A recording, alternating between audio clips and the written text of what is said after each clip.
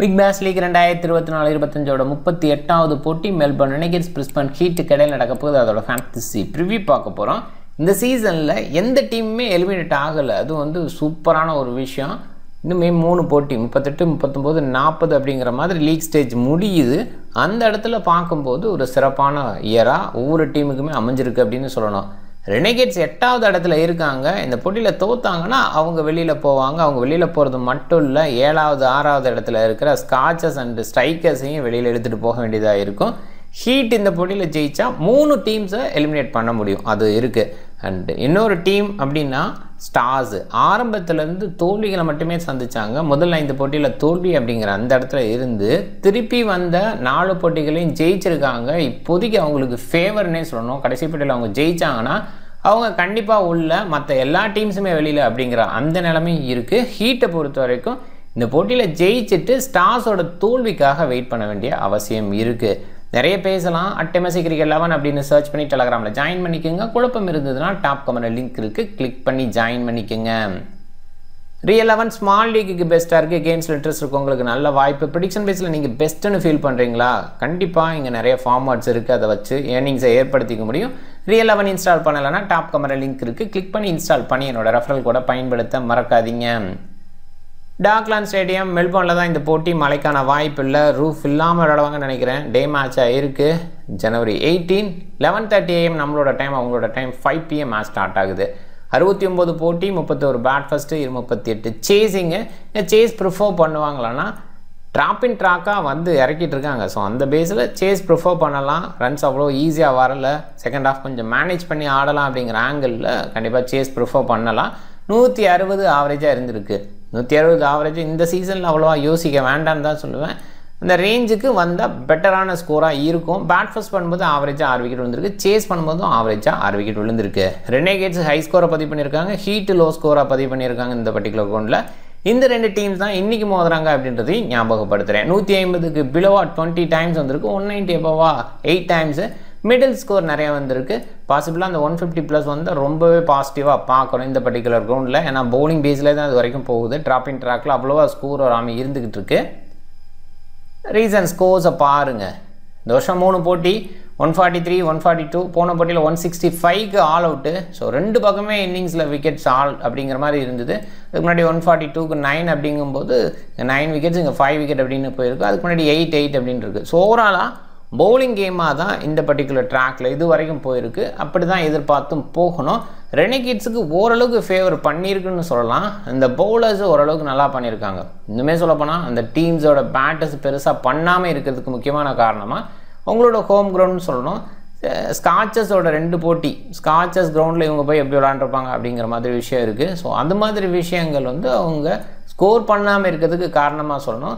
ஓரளவுக்கு டீசன்ட் பேட்டர்ஸை வச்சுருக்காங்க அப்படிங்கிற அந்த அண்டர்ஸ்டாண்டிங்க்கு வரணும். ஸ்டில் இந்த போட்டியில் உங்களோட ஹோமில் தான் விளையாட போகிறாங்க அப்படிங்கும்போது மறுபடியும் அந்த ஸ்கோர் பேஸில் வராதுன்னு தான் தோணுது. Melbourne Renegades Oliver Peake, Xavier எக்ரோன் அண்டு காலம் ஸ்டவ் பாசிபிளாக பெஞ்சில் இருப்பாங்க. கேன் ரிச்சர்ட்சன் ரிட்டன் ஆகிறாரு, அதனால் காலம் ஸ்டவ் வந்து வழிவிட வேண்டியது இருக்கும். டாப் ஆர்டரில் முயேயவை உள்ளே கொண்டு வருவாங்க. பெத்தல் இல்லாதது பெரிய பின்னாடி இந்த டீமுக்கு. பெத்தலோட அந்த ஷோ போன போட்டியில் இருந்தது. எல்லா வகையிலையும் கேட்சிங்கில் நின்னார், பவுலிங்கில் நல்லா பண்ணார், பேட்டிங்கில் வேறு லெவல் பண்ணார். ஸோ ஓவராலாக ஒரு சூப்பர் மேட்ச் அவருக்கு. ஸோ அந்த இடத்துல பார்க்கணும். அண்ட் எனிவே முயேயே பாசிபிளாக உள்ளே வந்துடுவார். பெத்தல் இந்த அனௌன்ஸ்மெண்ட்டில் இல்லை. ஜோஸ் ப்ரௌன் முயேயை ஓப்பன் பண்ணலாம், இல்லை ஜோஸ் ப்ரௌன் ஜாக் பிரைசர் மெக்கருக்கு ஓப்பன் பண்ணிவிட்டு முயேயை 1 டவுன் அப்படின்ற மாதிரி இருக்கலாம். வேண்டாம் முயேயை பொறுத்த வரைக்கும் இங்கிலாந்து பிளேயர், இங்கிலாந்துக்காக நிறைய விளையாடுறாரு, அதாவது டொமஸ்டிக்கில். அண்ட் ஓரளவுக்கு decent batting, off break bowling சில நேரங்களில் இருக்கும். இங்கே பவுலிங் பேஸில் யோசிக்கவே வேண்டாம், பேட்டராக மட்டும் யோசிங்க. ஃப்ரேசர் மெக்கருக்கு ஃபார்ம் பேஸில் டோட்டலாகவே டவுனாக இருக்கார். ஜோஸ் ப்ரௌன் ஒரு சில இன்னிங்ஸ் ஓகே விளையாண்டாலும் அவருமே ஃபார்ம் பேஸில் டவுனில் தான் இருக்கார். டிம் சைஃபோர்டோட ஃபார்ம் ஓகேன்னு சொல்லலாம். இருந்தால் கூட ஒரு கான்ஃபிடன்ட் கொடுக்குற மாதிரி இன்னிங்ஸ் பில்டிங் அவர்கிட்ட இல்லை. ஆரம்பத்தில் ஒரு சில போட்டிகள் இருந்தால் கூட இப்போ கம்மியாக இருக்குது. ஹார்வி டீசன்ட் பிளேயர், மேலே அனுப்புனா நல்லா விளையாண்டு பார்த்துருக்கோம். இந்த இடங்கிறனால நிறையவே யோசிக்க வேண்டியதாக இருக்குது. பெருசாக பண்ணுவாரான பயமாக இருக்குது. இந்த பர்டிகுலர் கிரவுண்டில் ஓரளவுக்கு ஸ்டெபிலிட்டி கொடுக்குற பிளேயர் எந்த இடத்துல இறங்கினாலுமே ஓகேவாக எடுத்துக்கலாம். ஹார்வி அந்த மாதிரி ஆங்கிள் யோசிக்கலாம். அந்த இடத்துல நல்ல கேட்சிங் பொசிஷன், ஃபீல்டிங்கில் சில ரன் அவுட்ஸ் அப்படின்ற விஷயங்கள்லாம் ஹார்வி கொடுக்குறாரு. வில் சதர்லாந்து டீசெண்டான ஹிட்டிங் எபிலிட்டி அண்ட் பவுலிங் பேஸில் ஸ்ட்ராங்காகவும் பண்ணுறாரு. இந்த பர்டிகுலர் கிரவுண்ட் இன்னும் கொஞ்சம் பெட்டர் அவுட்புட் இவருக்கு கொடுக்கலாம் அப்படிங்கிற மாதிரி அன்லக்கியாக நிறைய நேரங்களில் போயிருக்கு. ஹாரி டிக்சன் ஆப்ரேக் பவுலிங் இருக்குது, சில நேரங்களில் பவுல் பண்ணலாம். பேட்டிங் பேஸில் டீசெண்டான left hand batter. Fergus O'Neill, Tom Rogers, Richardson 3 pacers 3 பேருமே சூப்பர் பவுலிங் கொடுத்துட்ருக்காங்க. குறிப்பாக நியூ பாலில் ஓனில் நல்லாவே பண்ணுறாரு. டாம் ரோஜர்ஸோட ரன்ஸ் கிவிங் அப்படிங்கிறது இருந்தால் கூட விக்கெட் பேஸில் பெஸ்ட்டாக இருக்கார். ரிச்சர்ட்சன் கண்ட்ரோலாக வீசுகிறாரு, விக்கெட் பேஸில் கொஞ்சம் கம்மியாக இருக்குது. பட் போன போட்டியில் வந்ததுலேருந்து ஓரளவுக்கு டீசெண்டான கம்பேக் கொடுக்க முடியும். ஆடம் ஜாம்பா இன்டர்நேஷ்னல் குவாலிட்டி செம்மையாக பவுல் பண்ணுறாரு, அது தொடரணும்னு எதிர்பார்க்கலாம். ஹீட் இந்த டீமில் ஸ்டார்ஸ் எல்லாம் வெளியில் போயிட்டாங்க, அது கண்டிப்பாக பின்னடைவாக பார்ப்பாங்க. காவாஜா டாப் ஆர்டரில், லாபிஷன் இவங்கெல்லாம் இல்லாத இடத்துல இந்த போட்டி நடக்க போகுது. இவங்களுக்கு மஸ்வின் கேமாக இருக்கிறதுனால கண்டிப்பாக ப்ரெஷர் இருக்கும். காலின் மன்ரோ ரிட்டன் ஆகிறாரு ஃபிங்கர் இன்ஜுரியிலேருந்து, ஓகேவாய் ரிட்டன் ஆகிறது பாசிட்டிவாக பார்க்கலாம். ஸ்டில் அவர் விளையாடுறாரா அப்படின்னு பார்த்தா அது இல்லவே இல்லை. ரொம்பவே சுமாரான கிரிக்கெட் தான் இந்த சீசனில் கொடுத்துட்ருக்காரு. ஜாக்வெட் மியூசிஷியன் என்ன மாதிரி ஒரு கம்போஸாக ஒரு கேம் ஆடுவார்னு பார்க்கணும், அந்தளவுக்கு கிரேட்டாக பார்க்க முடியல. பட் ஷார்ட் மேக்கிங் இருக்கிற ஃபீல் இருக்குது. அனாத்ராக்ஸ் பவுலிங் கொடுத்தா ஒரு கான்ஃபிடென்டேஜ் எடுத்துப்பாரான்னு பார்க்கணும். ஏன்னா இந்த போட்டியில் குஹன்மேன் இல்லை, போன போட்டியில் ஃபிங்கர் அடிபட்டுச்சு, ஹெவியாக அடிபட்டதை பார்த்தோம். பாசிபிளாக இந்த சீரியஸில் இல்லைவா இருக்க மாட்டார்னு நினைக்கிறேன். இந்த போட்டி இல்லைன்னா இந்த போட்டியில் தோத்தாங்கனாவே அடுத்த லெவலுக்கு இவங்களே இல்லை. ஸோ அதை பெருசாக யோசிக்க வேண்டாம்னு தான் நினைக்கிறேன் இப்போதைக்கு. ஜாக்வுட் ஓகே பார்க்கலாம். அண்ட் காலின் முன்ரோ டீசெண்டான லெஃப்ட் ஹேண்ட் பேட்டர், அந்தளவுக்கு சிறப்பாக அந்த சீசனில் இல்லை. மெக்ஸ்வீனி ஒரு சில போட்டிகளில் ஓகேவாக இருக்கார், பெஸ்ட்டாக கன்சிஸ்டண்ட்டாக யோசிக்க முடியல. மேட்ரின்ஸாக கொஞ்சம் கன்சிஸ்டன்ட் ஷோ பண்ண ஆரம்பிச்சிட்டாரோ அப்படின்னு தோணுது. மேக்ஸ் பிரையன்ட்டு ஹிட்டிங் பேஸில் பேக் ஹேண்டில் நல்லா பண்ணுறாரு. டாப் ஆர்டர் ஃபெயிலியர் அப்படின்ற இடத்துலலாம் இவர் சக்ஸஸ் கொடுத்துருக்காரு.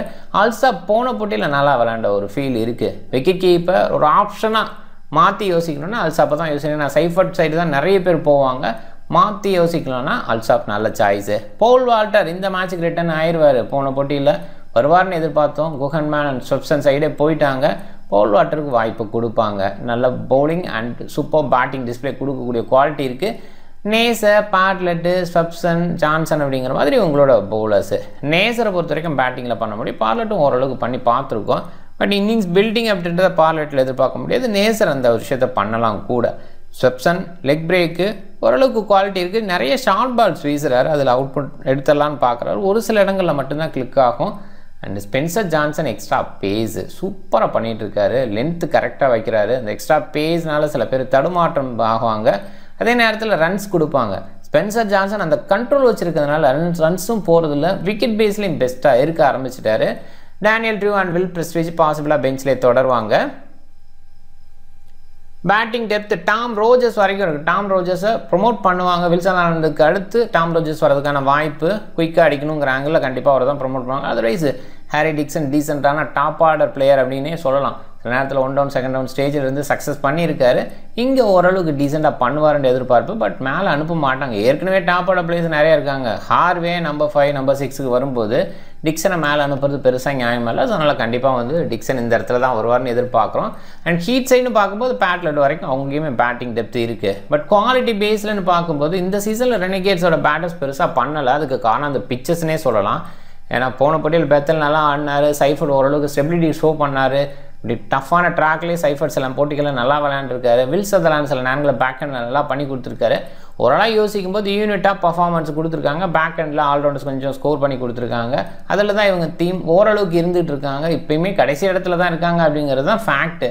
பவுலிங் பேஸில் நல்லா இருந்திருக்காங்க, அதில் எந்த டவுட்டுமே இல்லை. ஜாம்பா கண்ட்ரோல் இருக்குது, கேன் ரிச்சர்ட்ஸ் கண்ட்ரோல். பட் ஒரு பாயிண்டில் ரோஜர்ஸ் கொஞ்சம் ரன்ஸ் கொடுக்குறாரு அப்படிங்கிற ப்ராப்ளம் இருக்குது. பட் அவர் தான் விக்கெட்டும் அதிகமாக எடுத்திருக்காரு. ஓனில் சில நேரங்களில் டவுனாக இருந்திருக்கார். மேக்ஸிமம் டைம் வாய்ப்பு கொடுக்கும்போது அவர் பயன்படுத்தி விக்கெட்ஸ் எடுத்திருக்காரு. வில் சதர்லாண்ட் சப்போர்ட்டில் பெஸ்ட்டு. அதனால் பவுலிங் பேஸில் இந்த டீம் ரொம்பவே ஸ்ட்ராங்குன்னே சொல்லலாம். அண்ட் இந்த ஹீட் சைடுன்னு பார்த்தா போன சீசன்லேருந்து இந்த சீசனில் இருக்கிற பவுலிங் கண்டிப்பாக அதே அளவுக்கு தான் இருக்குது. அந்த சக்ஸஸ் அப்படிங்கிறது நல்லாவே கொடுக்க முடியும், அந்த கண்ட்ரோல் இருக்கிறதுனால. ஏன்னா ஸ்வெப்சன் நிறைய ரன்ஸ் கொடுக்கறது இல்லை. நேசரை பற்றி நம்ம சொல்லவே தேவையில்லை. ஸ்பென்சர் ஜான்சன் ரொம்பவே எக்கனாமி சிக்கனமாக இருக்கார். அந்த மாதிரி அதே நேரத்தில் குஹன்மேன் இதுக்கு முன்னாடி இருந்தபோது நல்லா பண்ணியிருக்காரு.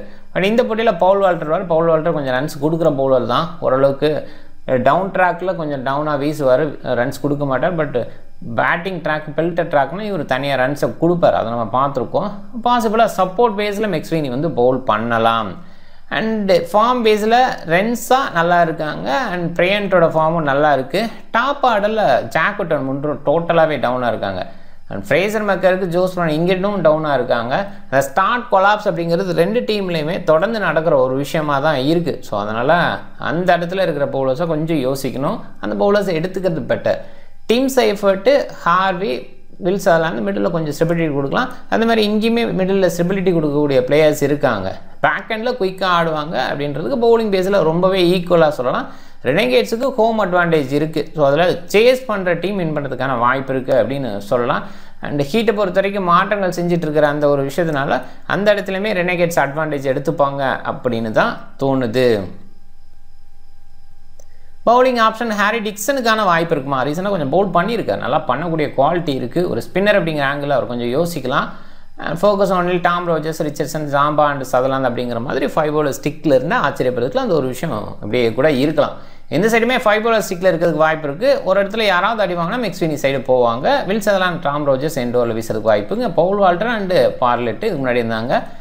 முன்னாடி ஸ்பென்சர் ஜான்சனை கூட யோசிக்கலாம். பட் மோஸ்ட் ப்ராபப்ளி பவர் சர்ச் இந்த மாதிரி பீரியட்ஸில் பவுல் வால்டர் கொண்டு வரதை விட ஜான்சனை கொண்டு வரலாம் அப்படிங்கிற அந்த ஆங்கிளில் தான் யோசிக்கிறாங்க. அதுதான் சக்ஸஸாகவும் இருந்திருக்கு. கண்ட்ரோல் அவர்கிட்ட தான் இருக்குது. And Paul Walter later over வீசுவார் அதனால் அப்படிங்கிற எதிர்பார்ப்பு இருக்குது.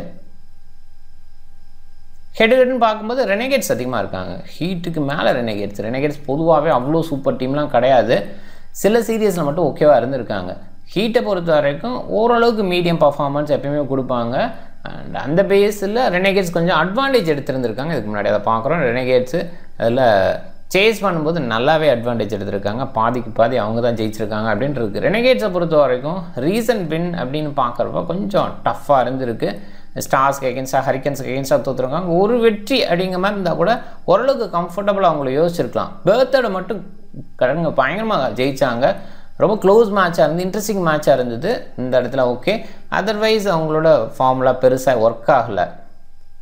ஹீட்டை பொறுத்த வரைக்கும் அவங்களுமே ரீசெண்டாக டவுன் ஆகிட்டாங்க. ஆரம்பத்தில் ஜெயிச்சிருந்தாங்க சாம்பியன்ஸ் அப்படிங்கிற மாதிரி நம்மளும் யோசிக்கிற மாதிரி இருந்தது.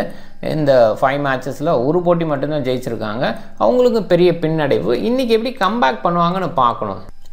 லாஸ்ட் 10 மேட்சஸ்ன்னு பார்க்கும்போது 2023 எண்டில், ஸோ அதை போன சீசன்னு சொல்லலாம், 2023-24 அப்படின்னு போகும். அதே மாதிரி 23 ஜானில், அதுக்கு முதல் சீசனில் நாக் அவுட்டில் வந்து ஹீட் ஜெயிச்சிருக்காங்க. அப்புறம் போன சீசனில் நடந்த போட்டிலையும் ஹீட்டு தான் ஜெயிச்சிருக்காங்க. அதுக்கு முன்னாடி ரெனகேட்ஸோட டாமினேஷன் கடந்த 3 அப்படிங்கிற மாதிரி இருந்தது. அதுக்கு முன்னாடி ஹீட்டு 3, அதுக்கு முன்னாடி ரெனகேட்ஸ் 2 அப்படிங்கிற மாதிரி கடந்த 10 போட்டி இப்படி தான் இருக்குது. மாற்றி தான் ஜெயிச்சிருக்காங்க.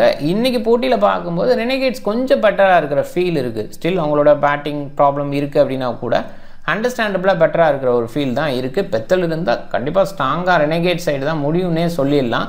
எனிவே பார்க்கலாம். டாப் 14 மைண்டில் மெக்ஸ்வீனி, ரென்ஸா மிடில் பேஸில் இனிஷியலாக கொஞ்சம் விக்கெட்ஸ் விடுற பேட்ஸ்மேன்ஸ் தான். அதனால் அந்த இடத்துல இருக்க பவுலர்ஸ் எடுக்கணும் அப்படிங்கிறது இந்த போட்டியை பொறுத்த வரைக்கும் நான் வைக்கிற விஷயம். சைஃபர்ட்டு பேட்டிங் மட்டும் இல்லை, அதே நேரத்தில் ஒரு இடத்துல விக்கெட் கீப்பிங் ஆப்ஷனாகவும் இருக்கார். மேக்ஸ் பிரைண்ட் மிடில் பேஸில் கொஞ்சம் ஸ்கோர் பண்ணலாம். பட் ரிஸ்க்கான ஒரு விஷயம். இந்த போட்டியில் கொஞ்சம் பவுலர் பேஸில் யோசிக்கிறது தான் பெட்டர். ரிஸ்க் எடுக்கணும்னா பிரைண்ட்டை யோசிக்கணும். Wills Sutherland, Paul Walter, Neser, Ferguson O'Neill, Bartlett, Tom Rogers, Swepson, Richardson and Spencer Johnson and Adam Zampa, இவங்க எல்லாருமே பவுலர். அந்த வகையில் இந்த பர்டிகுலர் கிரவுண்டில் கண்டிப்பாக டெஃபினட்டாக ட்ரை பண்ண வேண்டிய பிளேயர்ஸு. பிக் பேஸில் ஃப்ரேசர் மெக்கருக்கு தொடர்ந்து ஃபெயிலியரை கொடுக்குறாரு. பட் இந்த பர்டிகுலர் கிரவுண்டில் ஒரு சில நேரங்களில் அந்த 30 ரீச் பண்ணியிருக்காரு. அந்த 30க்காக வேணால் ட்ரை பண்ணலாம். டாம் அல்சாப் விக்கெட் கீப்பருக்கு ஆப்ஷனாக யோசிச்சா அவரை யோசிக்கலாம். ரிச்சர்ட்சன், ஸ்வெப்சன் ஓரளவுக்கு டீசெண்டாக பண்ணுவாங்க. அவங்கள குறைவாக பிக் பண்ணியிருக்காங்க. இன்றைக்கி டேயில் பெட்டராக பண்ணலாம். இந்த ட்ராக்கை பொறுத்த வரைக்கும் இந்த மாதிரி பவுலர்ஸை எடுத்து மாற்றி ரொட்டேட் பண்ணுறது தான் பெஸ்ட்டாக இருக்கும். ட்ரை பண்ணலாம். Renshaw, Wills Sutherland, Tom Rogers captain, vice கேப்டனாக நிறைய பேர் பிக் பண்ணியிருக்க players. Paul Walter, Neser, Johnson இவங்கெல்லாம் ஒரு பக்கம் ட்ரை பண்ணலாம். பவுலர் பேஸில், பவுலிங் ஆல்ரவுண்டர் பேஸில் ட்ரை பண்ணுறது இந்த போட்டியை பொறுத்த வரைக்கும் சிறப்பாக தான் இருக்கும். ஈவன் டீம் ஃபுல்லாகவே பவுலிங் ஆல்ரவுண்டர்ஸ்னு வச்சா ஓரளவுக்கு வின்னிங் பேஸில் பெஸ்ட்டாக இருக்க முடியும். ஸ்மால் லீக் ரொம்ப ஈஸியாக அதில் எடுத்துகிட்டு வரலாம். டீம் பாருங்கள், கேப்டன்ஸ் அதெல்லாம் வைஸ் கேப்டன் ரோஜர்ஸ் இவங்க நல்லா சக்ஸஸ்ஃபுல்லாக இருந்திருக்காங்க. ஃபோக்கஸ் ஒன்னில் எடுத்திருக்கேன். ஜாம்பா, ரிச்சர்ட்சன் இவங்க சைடு பவுலர்ஸ். அங்கே பார்லெட்டு, ஜான்சனு, வால்டர், நேஸை ஸ்வப்சனை ட்ரை பண்ணுறனால ட்ரை பண்ணலாம். மிடில் பேஸில் ஓரளவுக்கு டீசெண்டாக விளாட்றாங்க. இனிஷியலாக கொஞ்சம் விடுறாங்க, மிடில் கொஞ்சம் ஸ்டெபிலிட்டி கொடுப்பாங்க. அந்த இடத்துல ஸ்வப்சனை தள்ள பார்ப்பாங்க. அவ்வளோ விக்கெட்ஸ் விழாதுன்னு நினைக்கிறேன். ஒரு பாயிண்டில் விழுந்துச்சுன்னா அவருமே நிறைய எடுக்க முடியும், அதுவுமே பார்க்குறேன். அண்ட் மெக்ஸ்வீனி பேட்டர் சைடு அவருமே பவுல் பண்ணுறதுக்கான வாய்ப்பு இருக்குது. லெஃப்ட் ஹேண்டர்ஸ்க்கு எகென்ஸ்டாக பவுல் பண்ணலாம். சைஃபர்ட்டோட பேட்டிங் ஓரளவுக்கு இருக்கும். அண்ட் க்ளவ் பாயிண்ட் கொஞ்சம் இருக்குது, ட்ரை பண்ணலாம். நீங்கள் டிஃப்ரெண்ட் டீமை ட்ரை பண்ணுங்கள். இந்த வீடியோ பிடிச்சிருந்தா லைக் பண்ணுங்கள், உங்கள் ஃப்ரெண்ட்ஸுங்களுக்கு ஷேர் பண்ணுங்கள். சேனலை சப்ஸ்கிரைப் பண்ண மறக்காதீங்க. மிக்க நன்றி.